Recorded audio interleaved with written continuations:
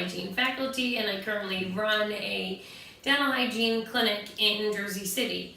I'm also a longtime cannabis proponent, user, and also educator. I identified that there's a weakness in the curriculum and I teach it to the students. I'll discuss it with patients. I discuss that my dog uses cannabis. So I do take every opportunity to discuss it. So I'd like to thank Roots of Us for allowing me to participate with this.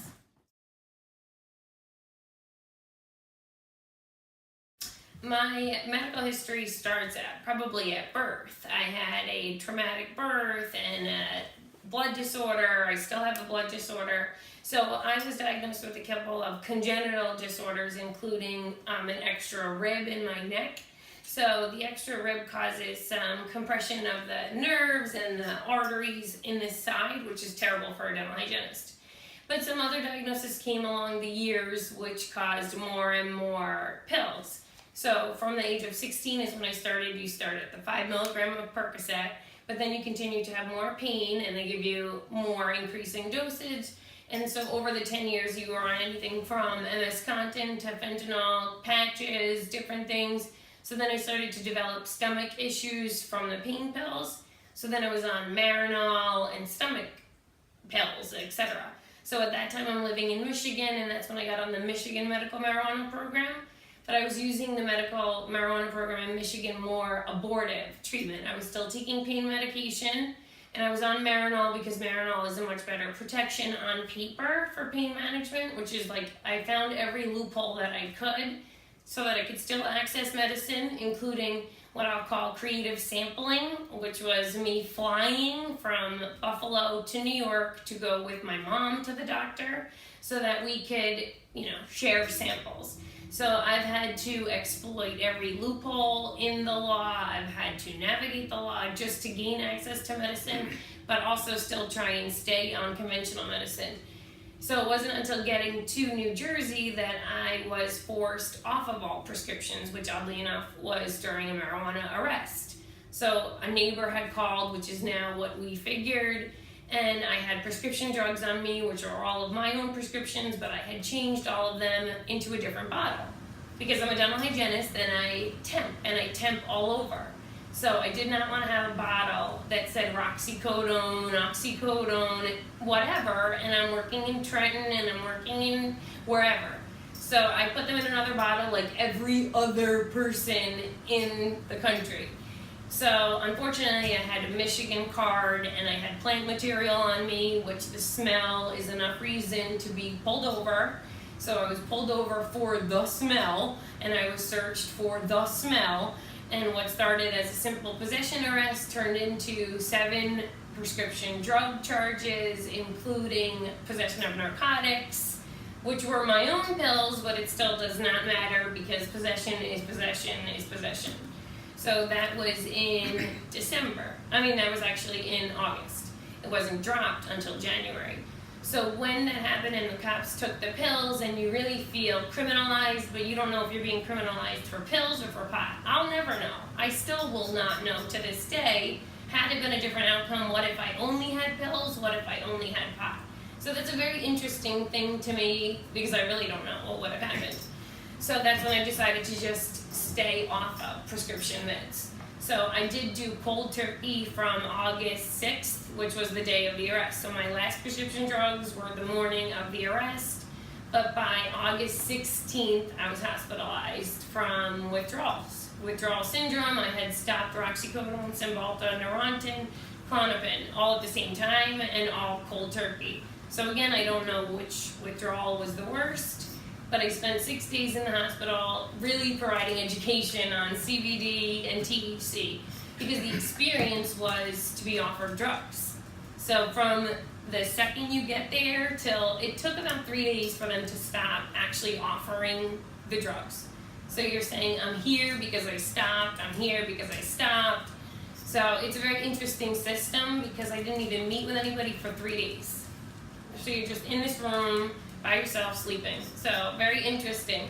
So experiencing the criminal justice system and then mental health system in New Jersey has been quite an eye-opening experience.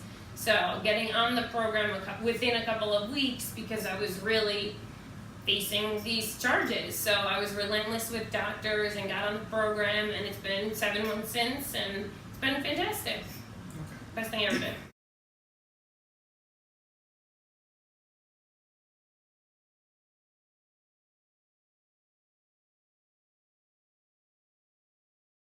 I've always grown up around it. My family is a bunch of hippies, so I was always okay with recreational use.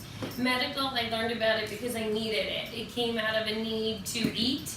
I have anxiety-induced anorexia, so I won't eat for days at a time. So in Michigan, I had to learn about high-dose THC and really being able to get to the point where your appetite is something you can control using medical marijuana. And there really is no prescription drug for appetite increasing. I tried everything. We even tried prescriptions that have a side effect of weight gain, like Remeron, antidepressants that have side effects of weight gain, because I was diagnosed with wasting syndrome, where you get really thin, which is another syndrome on this program, but I don't have AIDS. So again, I didn't qualify with just wasting syndrome. So even that, I didn't qualify in this program. But because it was intractable muscle spasms, not responsive to traditional therapy, because they just refused to take opiates. So wasting syndrome is losing a lot of weight at a lot of times. So the only medication that they could offer me was Marinol, which is a synthetic cannabinoid. So the copay for that is $70 a month. So and it does not work. But it's a synthetic drug, and it's approved in 50 states, so it actually affords you more protection than the card. In every sense of the word, because I had once thought I was medicating all of this pain, but now you realize that you're medicating a lot more of anxiety. So it's helped me manage my anxiety, it's helped me manage my pain much better. I feel like I don't have pain. I feel like it's cured my pain, but more helpful than helping the pain is that somebody described it as living in the world versus living on the world. It's a different experience. The food is different, the interactions are different, your ability to communicate is different. And when you look at the research about cannabis and how it controls the system and many of the medical disorders, it really does cure a lot of those things, because I realized a lot of my diagnoses were caused by the anxiety and not caused by some other disorder. So the stomach issues, the pain disorders, all that was triggered by anxiety. So once you can get your mental state within balance, I think the physical state many times follows.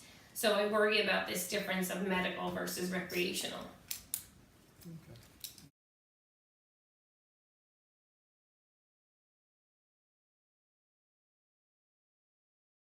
Absolutely. I've been fired already.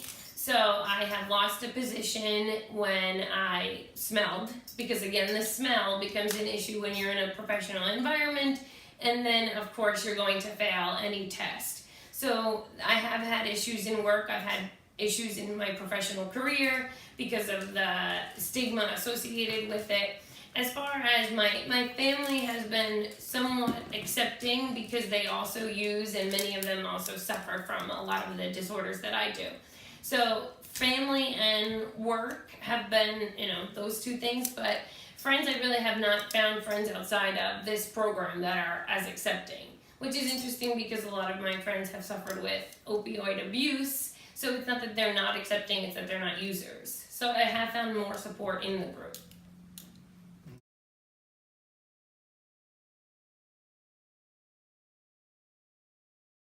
New Jersey. Very different steps.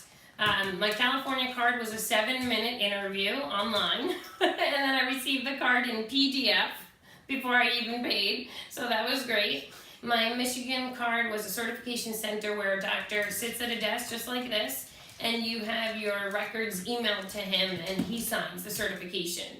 So, and I only had to go to him the first is once for the year, and then every 2 years after. So that was a very easy way to do that.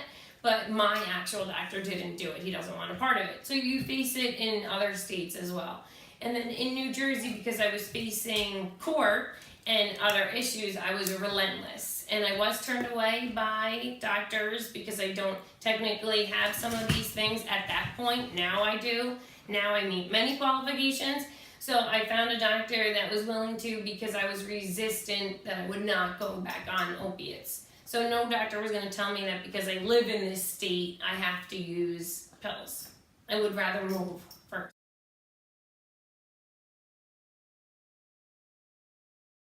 So because I don't use any plant material in the program, so I'm limited to Compassionate Sciences for their 10-to-1 or 5-to-5 oil, which is a 1-to-1 ratio of CBD to THC, or I can go to Breakwater, which has strain-specific oils. So these are your strain-specific oils, and then your Compassionate Sciences is what they say is a hybrid, but it has been consistent dosing. I haven't experienced where 1 month is different than the next month, so that's a plus. I drive 2.5 hours to do what I say is my dispensary tour every Saturday. So I leave work in Cranberry, New Jersey, and thank God Breakwater is right there in Cranberry, so I'm able to go to Breakwater right from work, and then travel to Compassionate Sciences, which is in Belmar, and then back to Matawan. So it's about 3.5 hours in the car. If I had the money to buy the full $1,800 at a time, I would, but I don't. So I do this every Saturday.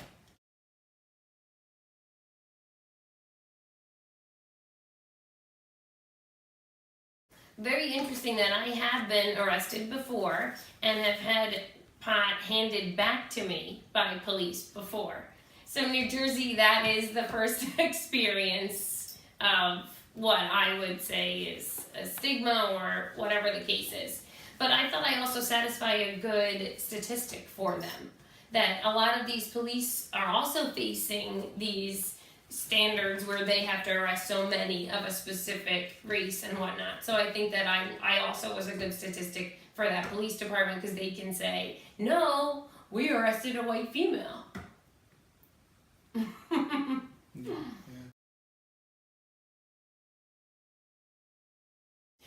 I worry that sometimes we're splitting hairs, because I like to explain it as recreational would be rest and relaxation. It's the parasympathetic nervous system, which controls those systems, and when those systems fail, you see things like fibromyalgia, and a lot of these chronic regional pain syndrome is really those systems breaking down. So when we are using it recreationally, can you say that that's not medically when you are regulating your blood pressure, regulating diet, regulating mood? So I worry that we might be, recreational versus medical, but the dosing is different, the taxes are going to be different. So there needs to be different structures, but I'm all for recreational because it needs to open up the access for medical. Medical right now is very expensive. It's costing me $800 a month, and I'm very limited by the 350 milligram dosing. I'm limited by, these are not strain specific, these are, so you have to go here, you have to go there. So it's very limiting, whereas recreational would just open that up for me, and I could buy a 350 milligram brownie and cut it into 7 pieces and have that $50 brownie be 7 days of medication instead of 350 milligrams for $70 and have it last for 6 doses. So you have to look at the cost of recreational would hopefully help medical.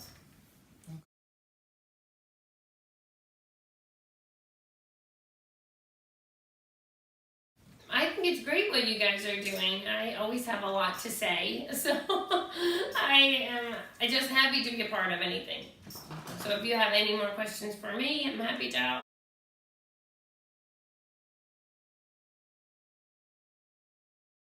Because it's always access. I mean, I was robbed twice navigating outside of this program too. Once by female, so it doesn't matter who. And the other time was the night I moved in. I made the mistake of smoking outside, so they kicked in my door that night. But I shouldn't have. I mean, it was Trenton, so it is what it is. But it's all been a great experience for me learning, because I should have never tried to buy outside of the program, so that's what you get, because I gave the woman money before she even product, so that's what you get. So it's one of those things where I learned from it, and it's just money. But the medication has changed my life. There was a point when I thought, I'm a prisoner in this body, and I'm never going to live long, and I'm 36 years old, and I'm on 30 milligrams of MS-Contin. Where do you go from there? So I always had that in my mind, like, where do you go from there? And these are not high doses of cannabis at all. When you look at other state programs, this is laughable. So you could get to a state where you're using RSO and things like that in place of your MS-Contin and your morphine. If not in place of, then together, so that you can have a better result from your opiates so you don't have people addicted. Because this is also not a magic bullet. That's a whole nother problem, is that doctors now, you have to choose. I can't get a prescription anymore because I had to make a choice to go on the program. I can't get benzos anymore. You can't get pain meds anymore. So you have to make a choice. But it's not a magic bullet. You know how easy it would be for me to take a pill at work instead of deal with all this? I mean, and I can't do this in front of people. I mean, I do because I don't give a fuck.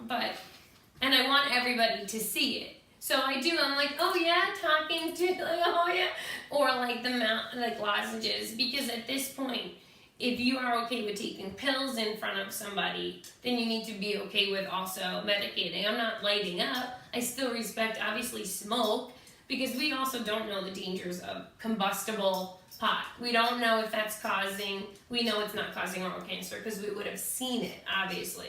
But we just don't know the damages that it's doing to the lungs. So in that regard, fine, you don't want to smoke it, you don't want to smoke it. But I'd like to see dentists using it chair side, so we're not giving nitrous. I'd like to see us giving a syringe of RSO and saying use this after your wisdom teeth, because we can't write you anything anyway. So we're being faced with all of these prescription challenges, and we are not managing pain anymore. And pain is a terrible thing, and we are not managing it well. As a medical society, as a dental society, we are not able to manage it anymore because we're not given the tools to. So I think that seeing like full extra cannabis oils being used in dentistry would be great. Wouldn't you go to a dentist that you can do a CBD dab instead of a nitrous before you're cleaning? Like, there are things that would just make sense to be using at chair side, but it's just not there yet.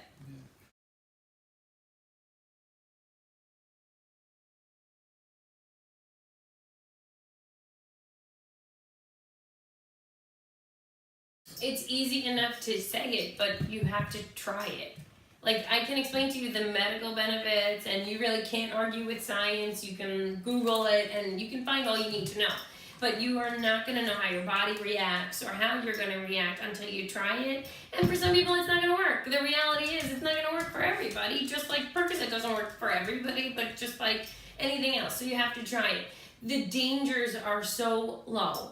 I really don't have any danger. Your mouth is going to be dry. You can either spend a night very paranoid or asleep. So one of two things could happen that are not that bad. You're paranoid or you're asleep. That's two extremes in reality, and your mouth is dry. So yes, you have to worry that you might get drug tested. That is always a concern. But you have to get off of the prescriptions. You have to try it, regardless of even if you're not replacing prescriptions. The ability to use this medication to modulate mood is huge. So your depression, your anxiety, it's not an easy world we live in at all. So it can just help you in so many ways with healing and functioning and digestion and rest and relaxation. The medical benefits are well established, but I don't need to convince you of that.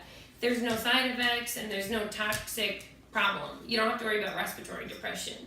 So if you're willing to take a bottle of pills, then you really have to be mindful about what you're putting in your body.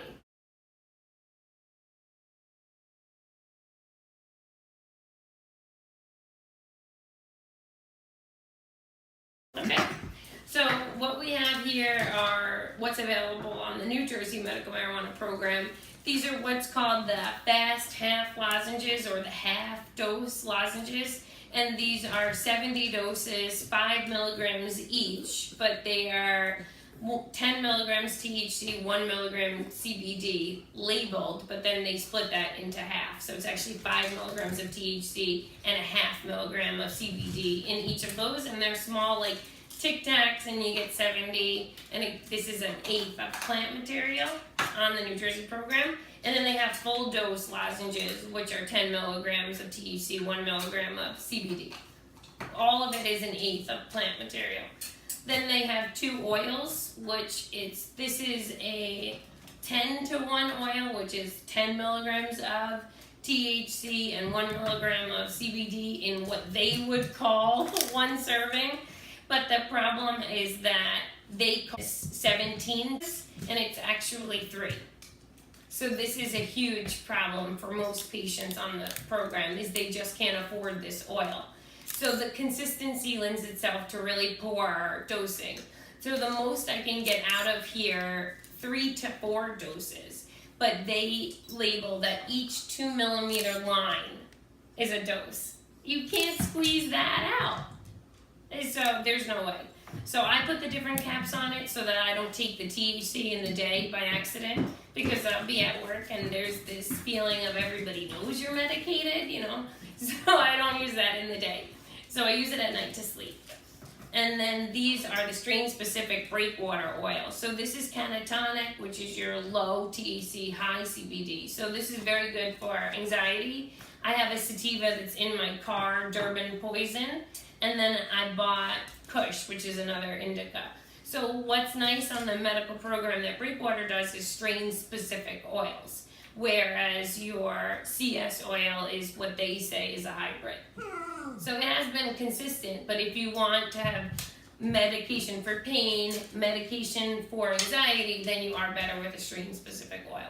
And the taste of this is much better than the taste of this, if it matters to you. I don't mind a mouthful of pot, so that's what that tastes like. This is much more refined. You can always refresh your breath with a spearmint lozenge. So everything together works very well, but the first couple of months you have to be mindful of dosing, because I make the rookie mistake of taking more, and you just then you've taken it. So you have to just be mindful of the THC that you take in. So that's hard on the program. But any patient, same thing with strains, but this is much longer acting than your smoking.